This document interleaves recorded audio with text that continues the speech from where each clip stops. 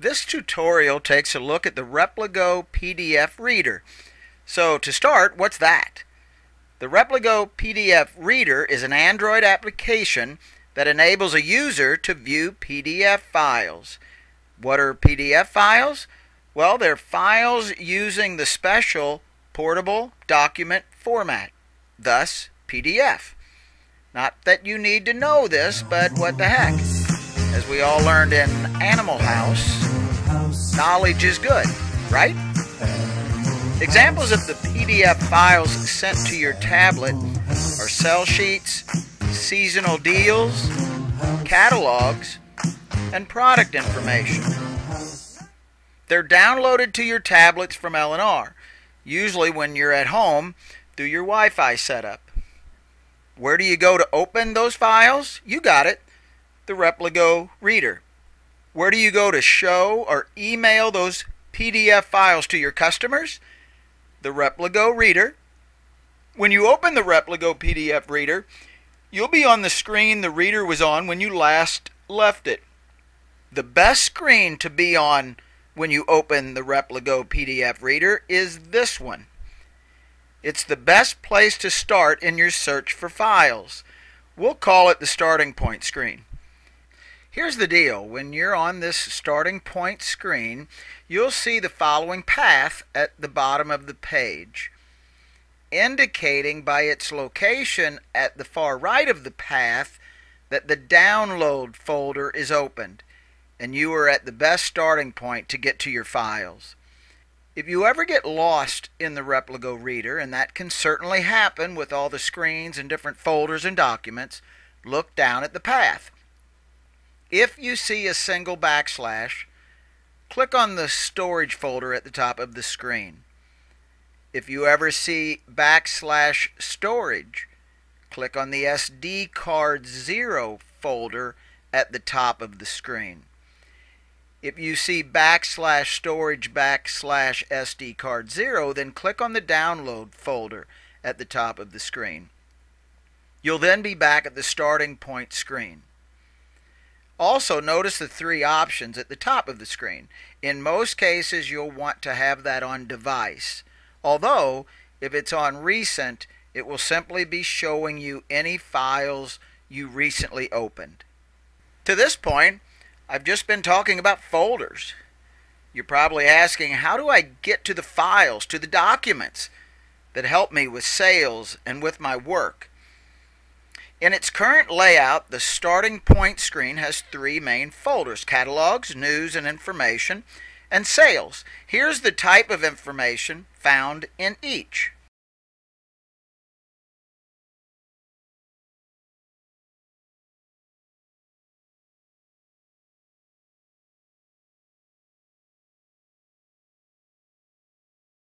Now, of course, this layout could change as circumstances change, but for now, this is what you should see. So let's tap our way into one of these and get to some files and documents. We'll go into catalogs. More folders will come up, but you'll be closer to the files.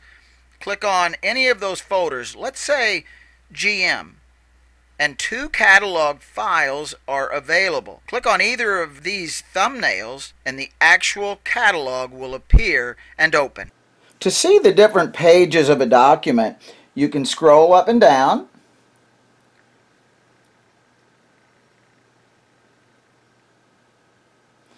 You can select the individual page from the page thumbnails that stretch across the bottom of the screen.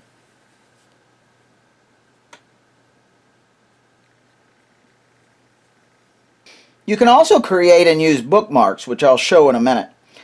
With the document open, there are three available bars. At upper right is the action bar. Along the right side is the annotation bar. And across the bottom is the page thumbnails that we just discussed. If at any time you want these to disappear, tap on the screen. To reappear, you got it, tap on the screen again. Now again, at the top right is the action bar. That will have different action possibilities depending on what you're currently doing on the screen. Right now, we're just viewing the document, so the actions available are for the document. The eye icon is for viewing options. You might switch the theme to night or adjust the brightness. The next icon is for bookmarks. For most documents, there will be an area for personal bookmarks and for document bookmarks. Personal bookmarks are those created by the user, by you, and the document bookmarks are embedded in the document. We'll come back to this in a minute after we create a bookmark for this document. The third icon indicates where on the document there might be any annotations. Right now there aren't any, but I'll get to that in a minute also. There's a search engine icon. Pressing on the action icon to the far right produces a drop-down list with some interesting options. You can zoom by a particular percentage. You can go to a particular page. Let's say 36. Press OK. Incredibly, there's a read aloud. Click on this. I'm not going to here. But click on this and a voice will start reading the print on the page on the screen. That's crazy, right? Add bookmark is an option, and we're going to click there. Add bookmark comes up, and the virtual keypad appears. Here I can give the page of the document I'm currently on a name. Since it's sports-related toys, I'll call the bookmark Sports.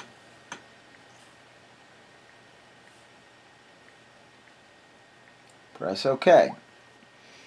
I want to be able to come to this page quickly when I sit down with my customer. So for now, I'm going to purposely go to a different page, then click on the bookmark icon. Open Personal Bookmarks, and there's my sports page. If I click on it, I go straight to the Sports Toys page. And I can make up as many bookmarks as necessary to help my presentation go smoothly. There might also be pre-designed document bookmarks that allow you to use an index to go directly to certain areas in the document.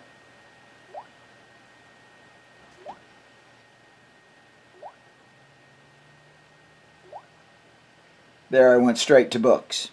Now I'm going to go to page 2 and perform some annotations on my document.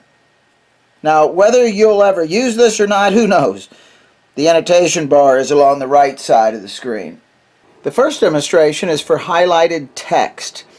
I press and hold to highlight a word in the document and bring up highlight bars at the edges of the word.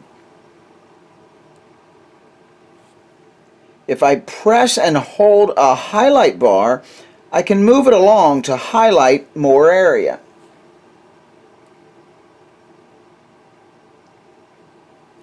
Now I have the entire phrase highlighted. Increased sales and profits. It takes a little time and practice to get the hang of those highlight bars. Now the action bar across the upper right contains actions to affect the highlighted area.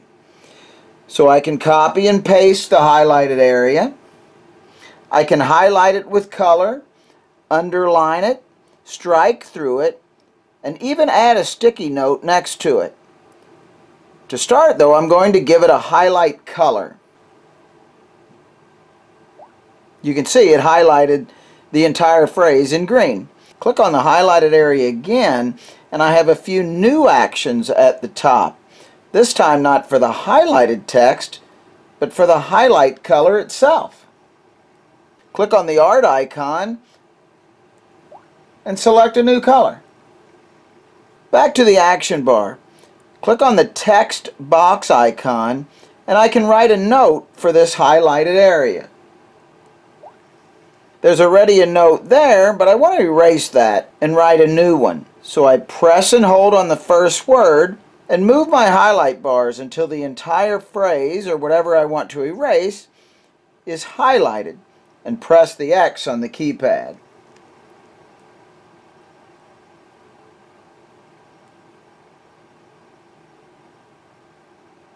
I'm going to write myself a new note. But wait, why write it when I can just speak it? Check this out. Great seller. I pressed on the microphone key on the keypad, then I spoke my note, great seller.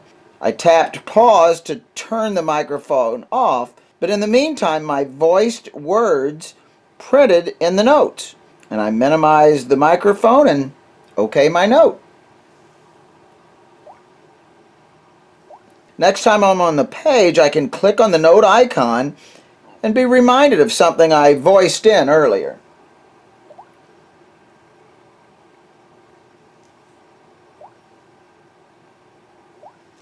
Let's do one more highlight. We'll highlight the welcome at the top of the page.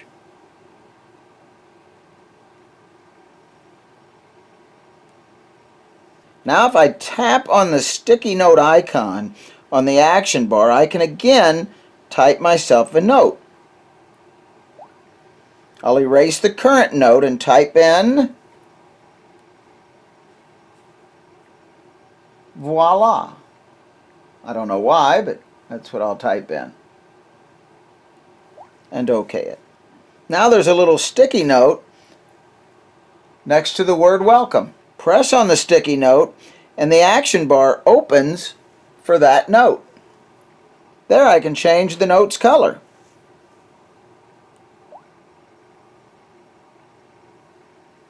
Or we can view or change the note. Or we can trash it.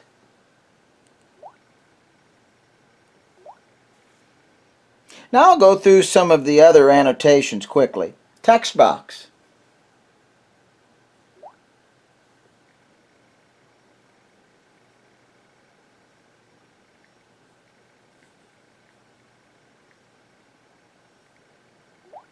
Text box certainly has some interesting actions across the top, including font size and such. Scribble.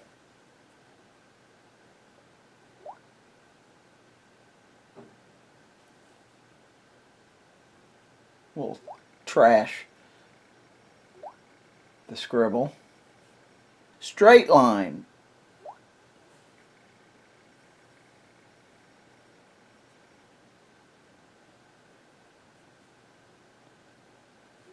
Arrow.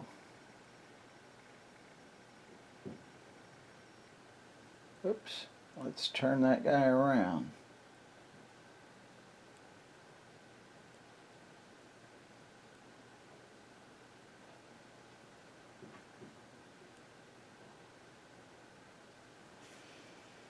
Box.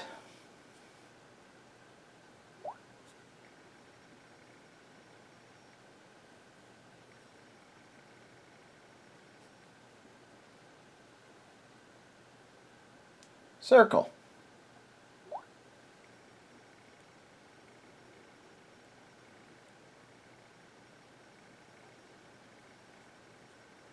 Will you ever use some of this? Maybe not, but it's there if you want to get creative with the presentation.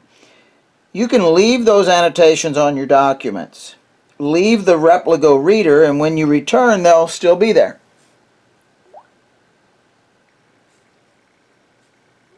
They remain until you delete them. They will even remain on your document when you attach it to an email.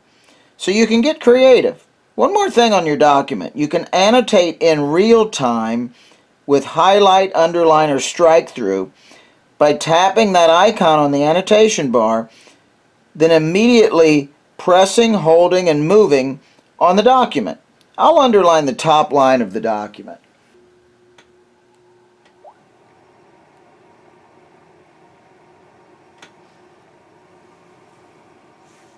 A few final notes.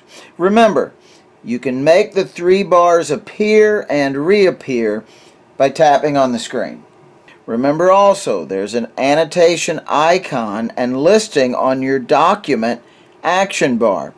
It brings up any annotations by type and page.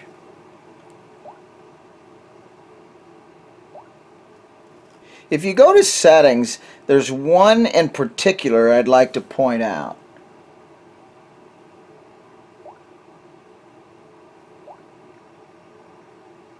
It's way at the bottom. It's the volume key navigation.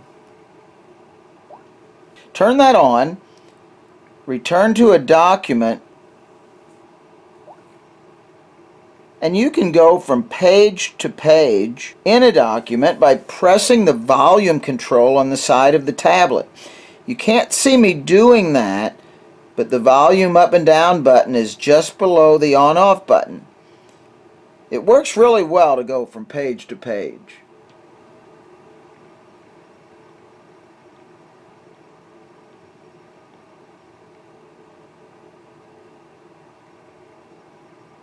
If you find a URL on a document page, you can press on it and it will take you to that internet page. You'll have to select Firefox first as the provider, but then you'll be on the website.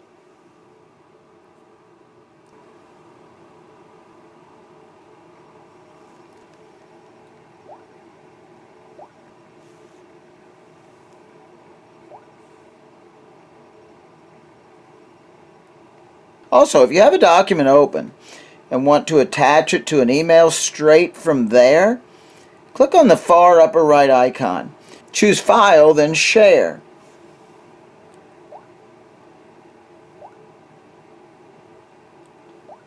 Click on Email, and off you go. You're ready to type in an email address and send. One more thing. We've kind of worked our way into the depths of the PDF reader. Now it's time to get out. I'm going to use the back button to work my way back to the download folder. Click back once and I'm back to the GM catalog page. Click back again and I'm back to the list of catalog types. Click back again and I'm back to the download page, previously referred to as the starting point page. Notice this entire time I'm not using the up folder to move about. I would really suggest never pressing on that folder. It's not really necessary. Meanwhile, as an intentional mistake, I'm going to press on the back button from the starting point page, something you should really never do. Then I'm going to click back again and again. Now I'm really getting lost. But remember the information at the beginning of this tutorial about the path. From here, with just the backslash visible as a path, I click my way back to the download page by pressing Storage, then SD card 0, then Download, and baby, I'm back. Now you might be saying, does this tutorial ever end? Well, yes it does, right now. And that's all, folks. Thanks for watching and good luck with your tablet.